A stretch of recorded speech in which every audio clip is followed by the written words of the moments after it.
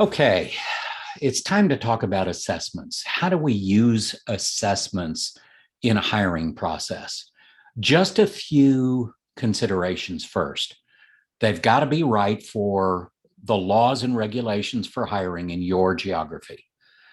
They need to be appropriate for the position.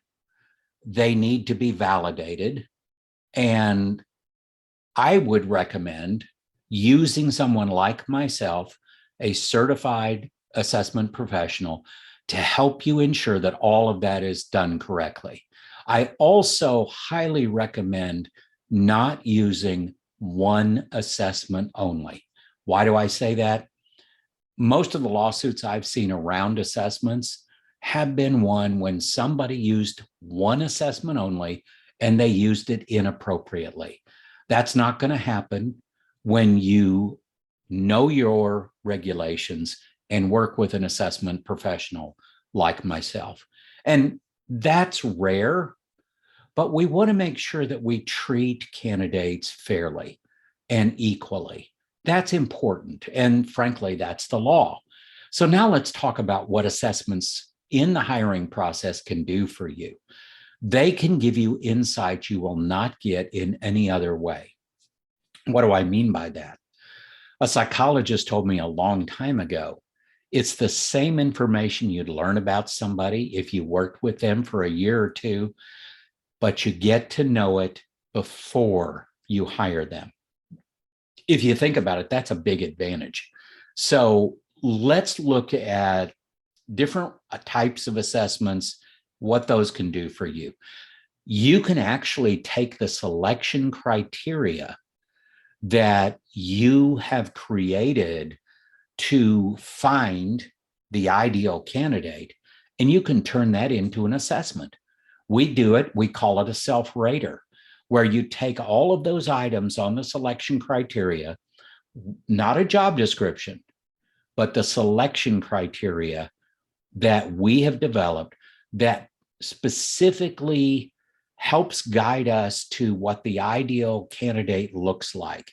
And then we make them answer those questions for us. Rate yourself. Tell us why you rated yourself that way. That's one type of assessment that you can do on your own. There are many different types of assessments and tools of psychology that can be used. Personality, most of the assessments you see will be based in personality. And in my 30 plus years of using these consistently, here's what I've learned. Certain types of assessments are good for certain types of measures, but they shouldn't be overused or they shouldn't be used inappropriately. You can't pull some information out of a personality assessment that you can get in an emotional intelligence assessment or in a cognitive assessment. They all have their strengths and limitations. And that's what I want to talk to you a minute about. We use a variety of different assessments, as you can see here, and we use them for specific information that we're looking for as we get to know these candidates better. Utilizing these appropriately and then correlating all that data is very important to getting a clear and accurate picture of how that candidate will show up in the workplace. So let's look specifically at what some of these look like. We use a company called Discus, and this is some of what their reports look like, both on the personality side, also on the motivation side. What is it that motivates this individual? This is one type of assessment and data that gives us great information on how someone likes to communicate, what their work style is, what their strengths are, how they like to work and interact with other people, where they feel that their power is or their strength is. Is it in data? Is it in information? Or is it in their drive and initiative? Or is it in just their ability to connect with people? These are really good measures that help us get great insight into candidates. Here are a couple of assessments by 6 seconds, the largest emotional intelligence community in the world. One of them is a leadership assessment that shows a set of outcome measures on the far left. In the middle, we measure the competencies of emotional intelligence, which are absolutely directly related to leadership skills, the ability for someone to lead others well. And then on the right, we have how someone's brain processes information, the way their brain prefers to process information. And what does that mean? In our screening assessments, the personality assessments and the EQ assessments, both the leadership assessment and the brain profiles and some other assessments we utilize, are a standard part of our screening package.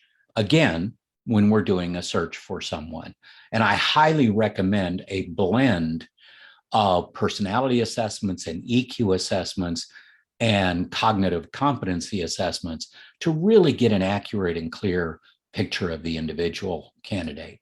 Here is my assessment that I created based on the 6 seconds highly validated emotional intelligence assessment. I call it the EQFIT sales profile, but it's really about influence. How is someone showing up to influence other people? That's on the left here. On the right, we can see an assessment by Outmatch. This is a report that shows sales skills. Where is this individual in their sales knowledge, or their ability to impact revenue generation? Both of these are directly related to revenue generation. Then we go to some additional reports through Outmatch. We're certified professionals in their assessment, and these are very customizable assessments. We can get some cognitive measures. We can also get competency measures in a variety of different competencies. These are important for different reasons and at different levels in an organization. And that's something that I consult with people on a regular basis. Which assessments are right for which positions? What do we need to know? And how does that correlate with getting a successful hire in a given position? So all of these assessments give us a great understanding of who the people are we're bringing into our organization. Their fit is a two-way street. We want to make sure that we get the right fit.